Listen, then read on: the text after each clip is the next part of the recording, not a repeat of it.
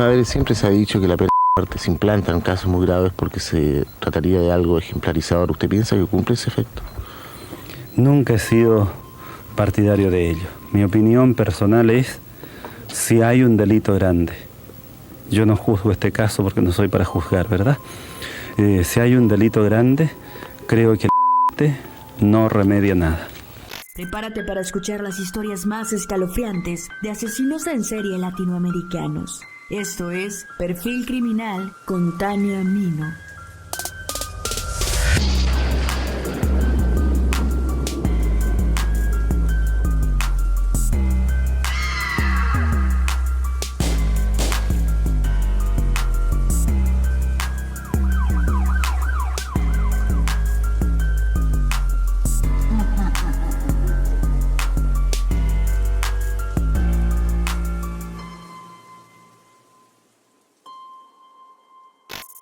El dolor y la ira que provoca una pérdida o el miedo de convertirse en una víctima en el futuro lleva a las personas a exigir acciones contundentes e inmediatas para sentirse más protegidas.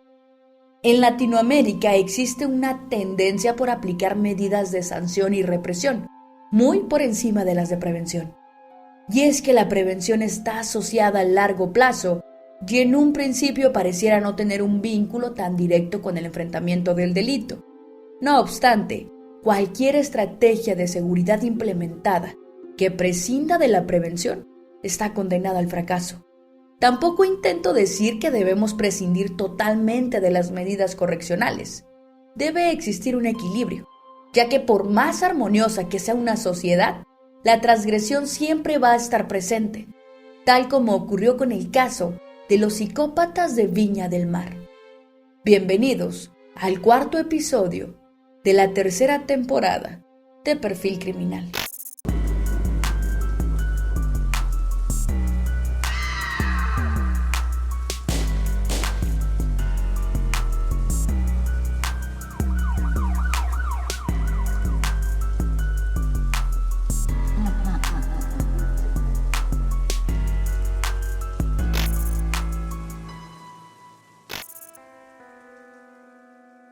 Este caso daría inicio en Chile con Jorge Sagredo Pizarro como protagonista, quien nace el 22 de agosto de 1955, y Carlos Top Collins, nacido el 25 de enero de 1950.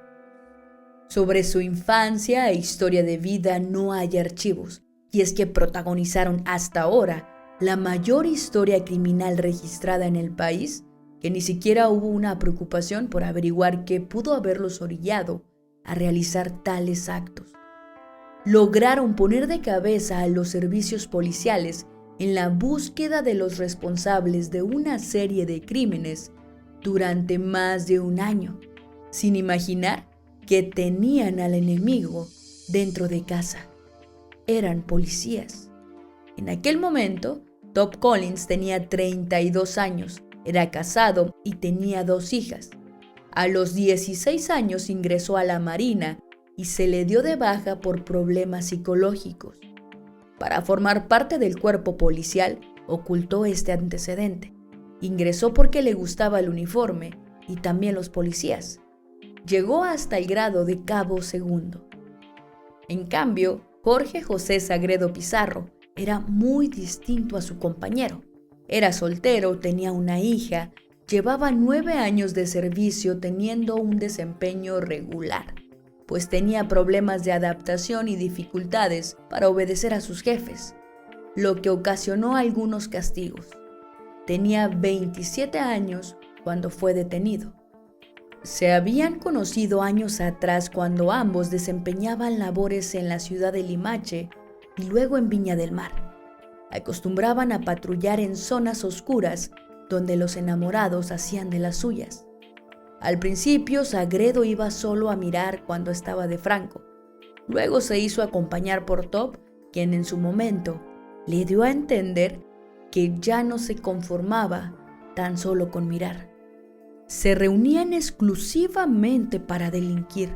Se organizaban previamente, durante y posteriormente. Actuaban de manera coordinada y hábil con el fin de eludir a la justicia. Fuera de esos instantes, no mantenían una amistad o relación más profunda. Por las noches acosaban a parejas de enamorados que intimaban en estacionamientos, miradores o lugares solitarios. Pedían los documentos de identificación, los amenazaban con un arma y después asesinaban al hombre y violaban o mataban a su acompañante. Obviamente, como miembros de la policía, sabían de los movimientos que se hacían con relación al caso. Por lo tanto, actuaban despistando a los investigadores, de tal manera que ni sus propios compañeros sospecharan nada de sus macabras actividades.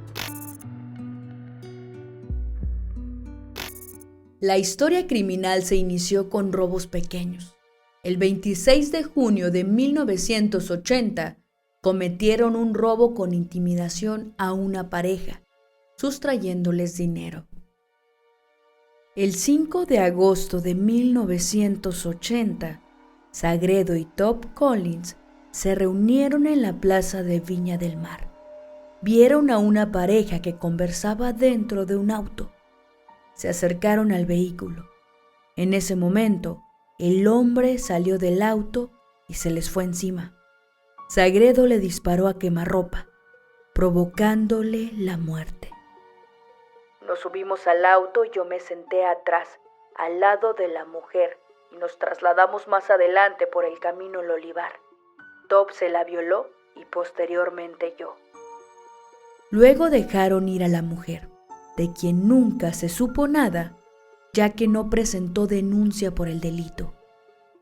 Fue hasta el 12 de noviembre de ese año que Top y Sagredo se juntaron de nuevo. Eran alrededor de las 9 de la noche. Fueron a la laguna de Sausalito, donde encontraron a una pareja también dentro de un auto. Sagredo se acercó al vehículo y le golpeó la ventana. Declaró: el chofer bajó un poco el vidrio y le pedí los documentos. Se trató de bajar y le disparé un tiro en el estómago. Estaban a medio desvestirse. Así encaró a la mujer diciéndole que eran policías, y ella gritó pidiendo ayuda. Ambos se subieron al auto y mientras Top conducía, en el asiento trasero, Sagredo amarraba a la mujer y le cubría el rostro con una chaqueta mientras la ultrajaba. Top Collins también abusó de ella. Al finalizar, revisaron la cajuela del automóvil donde había instrumental médico con los cuales se quedó Top Collins. Después la amarraron y huyeron. 3 meses más tarde, Sagredo actuó solo. El 28 de febrero de 1981, pasada la medianoche, encontró a una mujer en el interior de un automóvil mientras mantenían relaciones sexuales. El hombre se percató de la presencia de aquel extraño e intentó amedrentarlo, pero fue abatido por un disparo.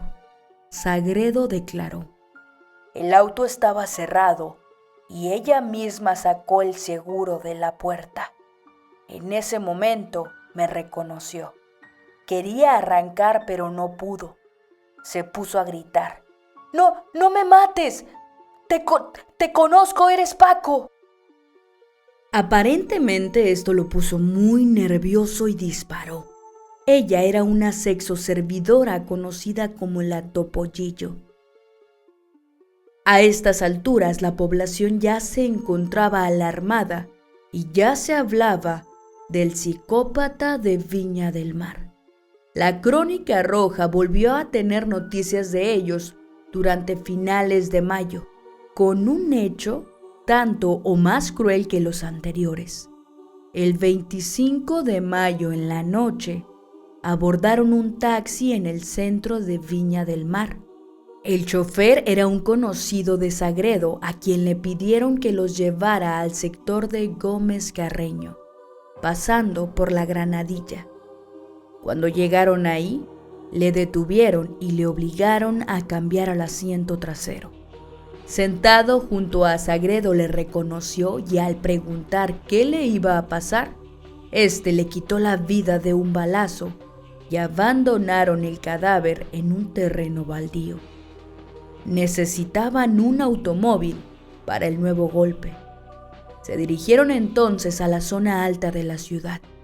Mientras avanzaban, encontraron un auto nuevo estacionado con una pareja en el interior. Sin pensarlo dos veces, se bajaron y abrieron la puerta para liquidar al conductor. Así, asesinaron a ese hombre y violentaron sexualmente a la mujer que lo acompañaba.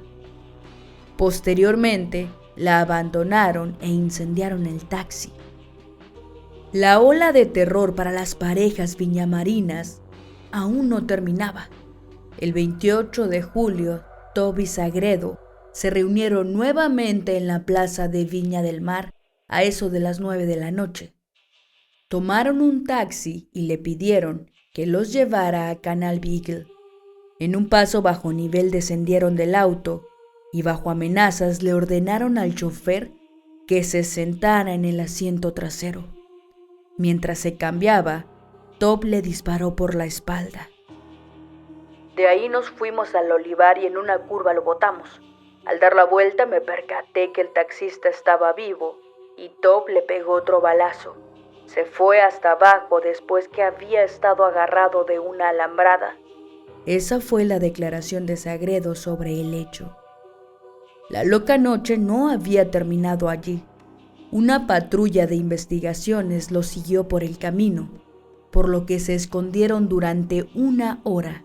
Luego se fueron. Sacaron a la mujer del volante y Top lo condujo hacia el camino troncal.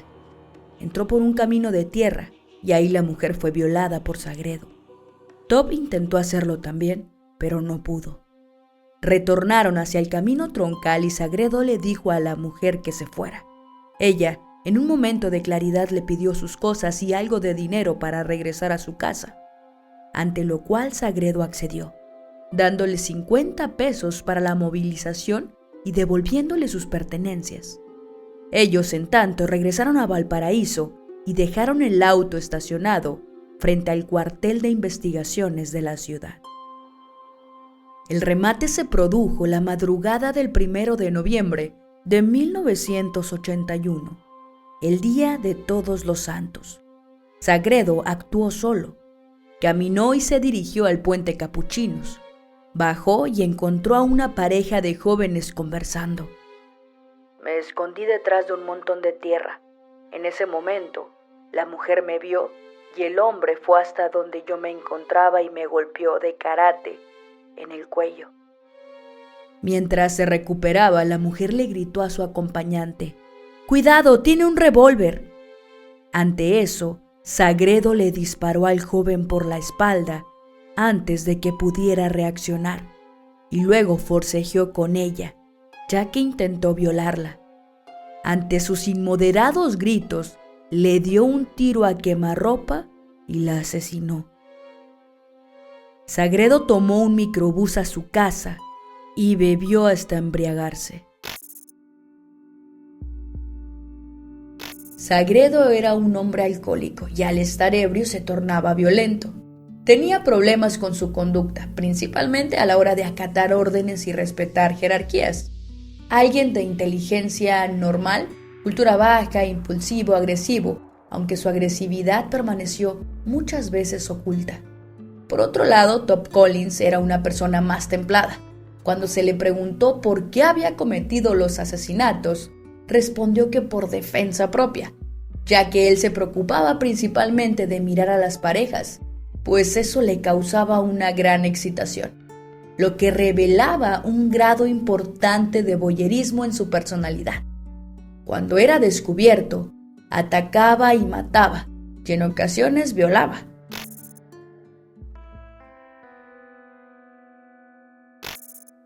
La comunidad comenzó a exigir resultados.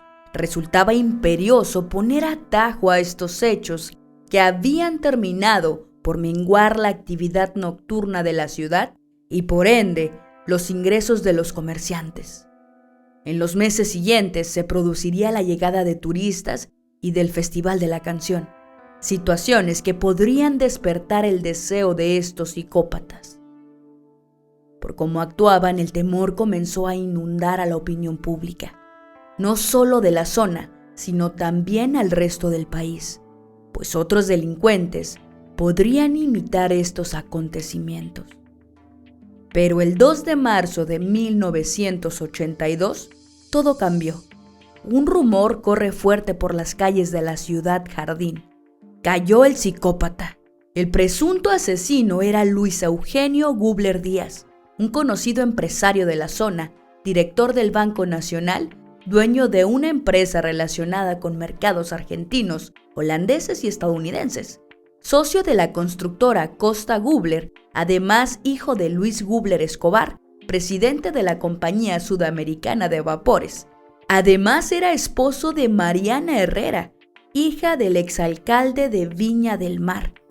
Las características físicas del inculpado se adaptaban perfectamente a uno de los retratos hablados. 42 años, tez blanca, ojos claros, 1,78 m, carácter fuerte, bastante reservado, pero a veces mostraba signos de violencia desmedida contra los homosexuales. Le gustaba ir al casino y practicar tiro al blanco en su parcela situada a pocos kilómetros de Viña. La captura fue anunciada en la prensa con bombos y platillos por los investigadores, indicando que tenían pruebas irrefutables que lo culpaban de los hechos. Sin embargo, en los careos con las víctimas que sobrevivieron al ataque, una de ellas cree que puede ser él y las otras aseguran que Gubler no era el atacante que las violó y asesinó a su acompañante. Por otro lado, investigaciones aseguraban que había confesado 4 de los 10 crímenes. Tras su captura, el director de investigaciones, Fernando Paredes, afirmó que la investigación estaba resuelta en un 99% y que Gubler está confeso de 4 crímenes. Al mismo tiempo surge la información que la esposa de Gubler, Mariana Herrera, estuvo internada en una clínica debido a una crisis nerviosa, ya que acusó a su esposo de ser el psicópata, luego de encontrar unas botas embarradas con lodo. Lo increíble ocurrió 6 días más tarde, el lunes 8 de marzo. El coronel Hugo Valenzuela dio lectura a un comunicado oficial en donde anunciaba que diligencias practicadas dentro del cuerpo policial han arrojado presunciones en el sentido de que 2 expolicías pertenecientes a la dotación de una unidad de la Quinta Región, mientras se encontraban de franco y fuera de las actividades del servicio, habrían tenido participación en algunos de los graves delitos que se investigaban. Jorge José Sagredo Pizarro y Carlos Alberto Top Collins fueron detenidos. Medianoche y se retira desde el interior del presidio de Valparaíso el carriol Dodge en el cual vienen los funcionarios del OS7 de Carabineros, que tuvieron a su cargo las diligencias y que culminaron con la detención de 2 funcionarios, los cuales en estos momentos permanecen en la cárcel y están a disposición de la ministra en visita, Dinora Camerata. Ante el asombro de la opinión pública, los psicópatas eran policías y con ello se desmentía la versión de la policía civil que sindicaba al industrial Gubler como responsable. Y de paso, las pruebas irrefutables de su culpabilidad comenzaban a desmoronarse. Esa semana fueron sometidos a interrogatorios y Gubler fue puesto en libertad por falta de méritos. Gubler aseguró que fue torturado y obligado a declararse culpable. Se dio a conocer por medio de la prensa cómo se había llegado a la identidad de los asesinos. Su baja se produjo el 4 de marzo. Sagredo confesó en una entrevista concedida en la cárcel: "Me presenté a cumplir el servicio en el segundo turno cuando me dijeron que me fuera a mi casa y volviera de civil. Volví a la comisaría en Viña y me encontré con Carlos Alberto Top. Nos hicieron muchas preguntas sobre estado civil, unidades en que habíamos trabajado, y después nos pararon en fila en una parte de la sala. Entonces pasaron algunas personas que nos miraban desde atrás de una cortina que tenía un hoyito para un reconocimiento. Terminó por reconocer los delitos, pues no tenía una coartada. Inclusive dio descripciones sobre cómo ocurrieron los hechos.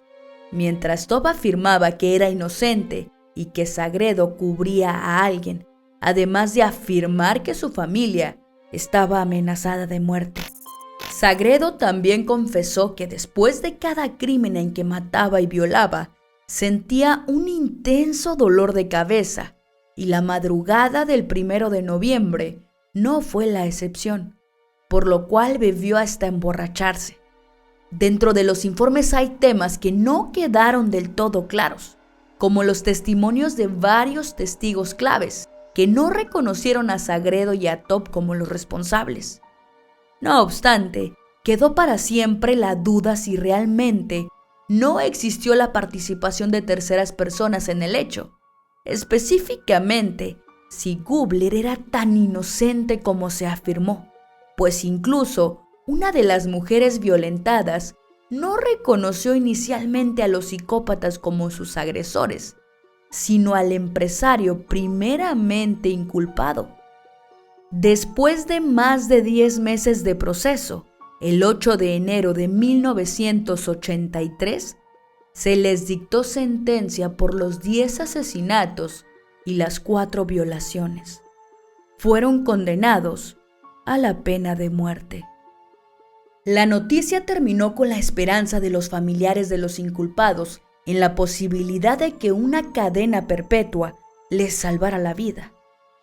Los reos indicaron a sus abogados no pedir el indulto presidencial, pues creían que era alargar la espera. Sin embargo, sus defensores hicieron el intento, pues lo consideraban su deber. Al conocerse oficialmente la información, la prisión de Quillota, donde se encontraban los psicópatas de Viña, tomó una vida insospechada. Se vio inundada por los representantes de los distintos medios de comunicación que se afincaron allí para cubrir la noticia. Los recintos de hospedaje de la zona fueron copados e incluso algunos locales nocturnos anunciaban su apertura durante la víspera para esperar el sonido de los fusiles al amanecer. Desde días previos a la ejecución contaron con la asistencia espiritual de 2 sacerdotes. Oficiaron misas, les dieron la comunión durante las horas finales, les ayudaron a encontrar la paz de Dios y a aceptar el final con resignación. El 28 de enero se dio a conocer la decisión presidencial. Se les negó el indulto. La esposa de Top estaba muy afectada por la decisión. Para mí fue un impacto muy grande porque nunca me imaginé que mi esposo fuera a decir una cosa igual de él, yo que lo conozco y que para mí es un buen esposo, un buen padre, incluso un buen padrastro se podría decir, porque yo tengo más niños de mi primer matrimonio, así que tanto para mí como para los niños mayores míos ha sido tremendo. La suerte estaba echada y esa tarde se produjo la última visita, en la cual Carlos Top contrajo matrimonio religioso con su esposa de hacía 7 años. Estaban presentes sus hijas, sus padres, un tío, un hermano y un hijo de su esposa. Jorge Sagredo fue visitado por su pareja, su hija, su hermana, su prima y sus padrinos de confirmación. Esa misma tarde se ofició una misa en un salón contiguo de la iglesia de Quillota, a la cual concurrieron los representantes de la prensa que cubrían la noticia. Intensa actividad se ha vivido aquí en los alrededores del antiguo penal de Quillota, situado en calle San Martín 120, desde las primeras horas de esta mañana. luego que se conociera la decisión presidencial de no otorgar el indulto a los condenados a muerte por los crímenes de Viña del Mar, Jorge Sagredo Pizarro y Carlos Alberto Top Collins. Carabineros, por su parte, procedió a acordonar todo el sector en unas 2 cuadras a la redonda, evitando el paso de vehículos y de público, los cuales desde la distancia se han apostado en una cantidad superior a las 100 personas para conocer todos los pormenores relacionados con las últimas horas antes de procederse a la ejecución de los 2 condenados a muerte. Martes 29 de enero de 1983. Llegó el día del fusilamiento. Mientras Top Collins era asistido espiritualmente, luego de su última cena, Sagredo estaba tan tranquilo que dormía plácidamente. Los fusileros llegaron a eso de las 5 de la mañana y la prensa esperaba para entrar al patio. A eso de las 5:43, los periodistas fueron ubicados en sus lugares y aún no amanecía. Casi 10 para las 6 aparecieron los sacerdotes rezando el Ave María. Sagredo estaba tranquilo. Top Collins lucía más demacrado que su compañero. Exactamente a las 5:50, los sacerdotes se retiraron lentamente hacia el sector por donde habían salido, alzando la voz en la oración. Los psicópatas de Viña fueron vendados y amarrados. Mientras se les revisaban sus ataduras, entraron sigilosamente los fusileros y el capitán levantó el sable. Eran las 5:52. El estampido fue seco. Los ejecutores se retiraban con la misma velocidad con que entraron. Los médicos se acercaron a revisarles los signos vitales. A Sagredo se le soltó la soga de la cabeza y se fue hacia adelante. Uno de los periodistas se acercó a él e intentó enderezarle, mientras su cabeza caía hacia adelante. Sagredo quedó con los pulmones llenos de aire. Entonces, cuando le llegaron los balazos, empezó como a desinflarse, pero por la boca. Era un sonido como una especie de gorgoteo o como un ronquido. Top Collins dio unos jadeos y respiró un par de veces antes de quedar completamente inmóvil en su banquillo. 6:25 de la madrugada y hace solo algunos momentos hemos salido del antiguo penal de Quillota, donde se efectuó la doble ejecución de los condenados a muerte por los crímenes de Viña del Mar, Jorge Sagredo Pizarro y Carlos Alberto Top Collins. Y así culminó la lúgubre historia de los psicópatas de Viña del Mar, los últimos fusilados por orden de la justicia en la historia de Chile. La discusión en torno a la pena de muerte siempre está influida por conceptos morales, religiosos y valóricos, pero también sociológicos, políticos y legislativos. ¿Sirve la pena de muerte para reducir el número de crímenes violentos? Lo cierto es que no hay evidencia científica de que la pena de muerte reduzca crímenes de manera más efectiva que las condenas largas o perpetuas sin derecho a libertad condicional. Pero, por ejemplo, si yo tengo miedo de que me maten, ¿no debería reducir eso mis ganas de matar o cometer otros crímenes? Por más que se quiera, la pena de muerte no tiene efecto alguno en el aumento o la disminución de las tasas de asesinatos. Tener o no tener esa condena es irrelevante. Esto puede deberse a varios factores, pero uno de ellos puede ser las características psicológicas de las personas condenadas a muerte. Muchas de ellas son asesinos seriales, violadores seriales o torturadores. Los estudios sobre este tipo de personas demuestran que suelen actuar impulsados por trastornos en la personalidad.